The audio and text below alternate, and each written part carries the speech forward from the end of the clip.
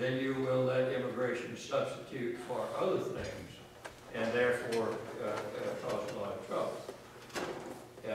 We're allowing, for example, immigration to substitute for education and training of domestic workforces, because it's a lot cheaper for many employers to simply hire workers who've already been educated and trained in other countries, rather than training them for work here. Now let me, in addition to that, the definition of sensible, talk about what I mean by immigration. That term, too, is used in various ways, and it's important to be as precise as we can be. To some people, migration is the same as immigration. But immigration means that people have settled and intend to settle in a country. So all migrants in a country have not settled in the United States. If you look at the classifications of immigrants who are permanent immigrants, that is, have settled out, what I will focus on is a relatively small part of the total. Economic immigration. Economic immigration is about 15% of the total, about the same size as refugees. In most countries, economic immigration is 60 to 70% of total immigration. The United States has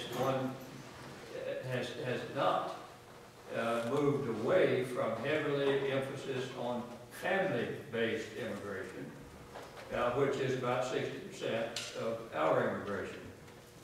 And I'm not going to say much about family-based immigration, except to note that it is, in fact, the largest category.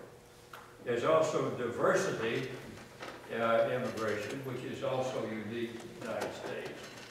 And we have about 55,000 immigrants who come in to diversify the population. Altogether, there are each year about 787,000 over the last 5 years, average 788,000, to round it all, of permanent immigrants into the United States. And what I'll talk about is the economic immigration, which is a relatively small part of that. I will also talk about temporary immigration, which is a larger category. There have been, on the average, over 1 million temporary immigrants into the United States. And they are broken down, the temporary worker part, into different categories. The M1B for college-educated people, the H1B, I should say, and then there's the H2A and H2B, H2A for agriculture, non-college educated people, and H2B for non-college educated, non-agricultural workers. The agricultural workers do not have a cap at all. The H2B program does. There were about 1.1 million in those categories in 2009. Now, so I want to put that in perspective. What I would like to do is 3 things. One, talk about the importance of economic-based immigration from a variety of perspectives. Secondly, to talk about the problems with our present system.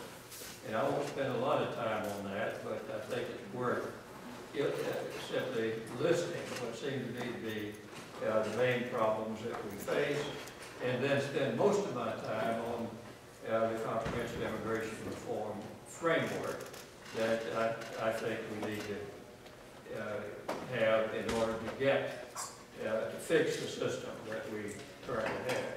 Let me say some things about the importance of immigration in general, as well as economic immigration. This is an extremely important subject, and it's becoming increasingly important economically. And the main reason that it is because of U.S. demographics, for one thing. There will be no net increase in prime-age natives in the United States for the next 20 years. All of the net increase in our workforce will therefore come from immigrants. So it's not a question of whether we'll have immigration, it's how and what kind of immigration, if the workforce is to continue to grow. Beyond that, it's been pretty well illustrated and demonstrated that a diverse population tends to have huge benefits. It tends to be more creative. In my view, the future belongs to the creative. We're not going to maintain our incomes in the United States by working harder. We will maintain our incomes by working smarter and by being innovative. And that means to have well-trained, well-educated people. We've got to be out on the learning curve, making things that people who have much lower wages are unable to make yet.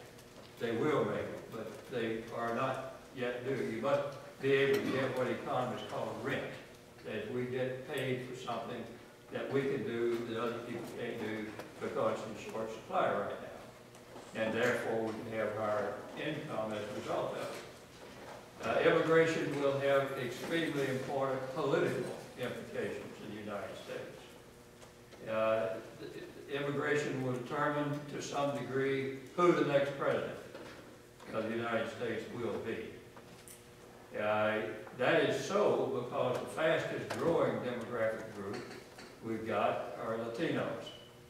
And they are very strategically located, where Democrats and Republicans are about evenly divided. The Latino and broader immigrant populations are not unified by very much, but they are unified by an anti-immigrant position that politicians take. An anti-immigrant position turned California from a red state to a blue state almost overnight. It could turn Texas from a red state to a blue state because of the changing demographics. That's one of the reasons that Governor Rick Perry is not about to take an anti-immigrant position, despite the opposition from other members of his party, and especially the Tea Party. It's also one of the reasons that Governor and then President George Bush took a very strong pro-immigration position and came out for comprehensive immigration reform. It is not clear who has the advantage yet. So far, the Democrats have the advantage with the Latino voters, but the Democrats could blow it, and that could alienate the Latino population by not doing enough to have comprehensive immigration reform. And I think that the jury is still out on that. Some Republicans are making some very smart moves to try to get Latino support. Immigration has an important foreign policy implication. It will determine to a significant degree the relationship between the United States and Mexico, a very important relationship for the United States. It is not in our advantage for Mexico to be more destable than it already is, and to have civil war on our border. That will cause great trouble here.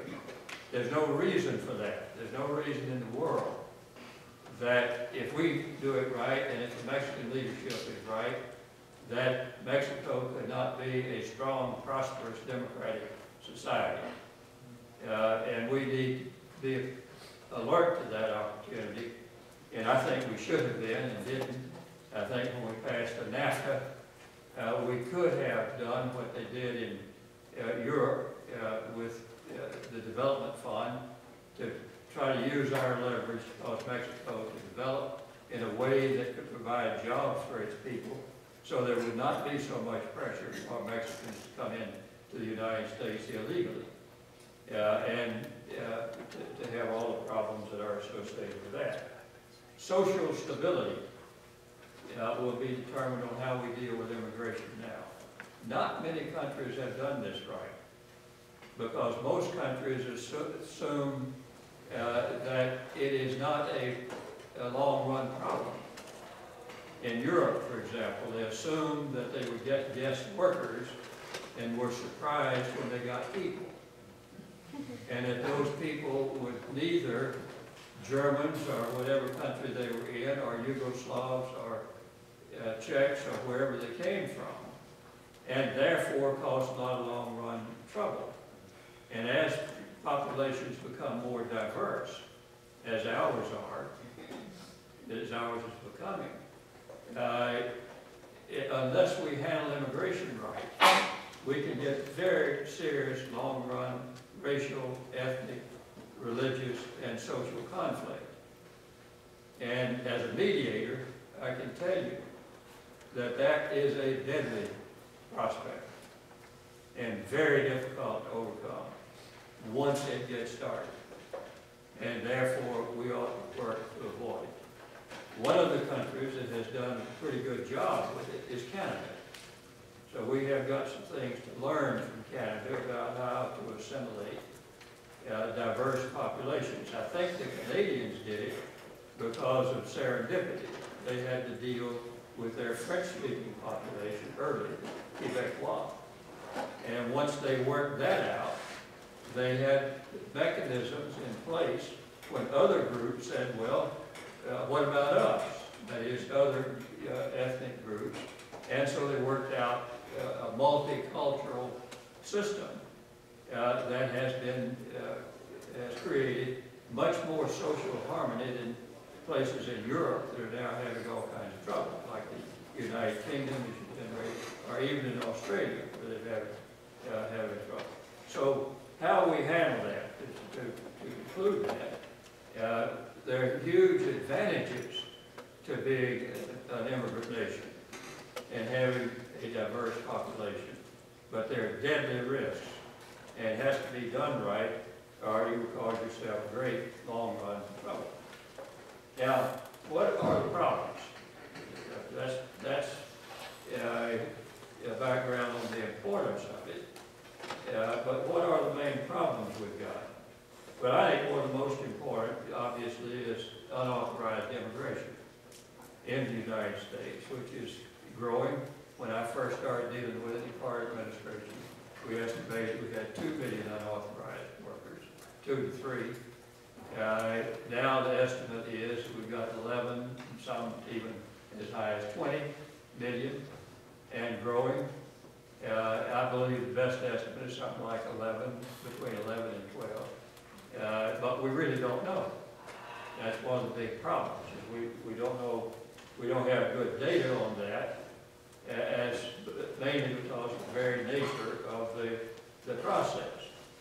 Now, there are many people who argue that it is not really much of a problem to have a lot of unauthorized immigrants into the country. But I think the evidence suggests that it is a very serious problem on a number of accounts. One is because of its impact on the rule of law. One of the reasons for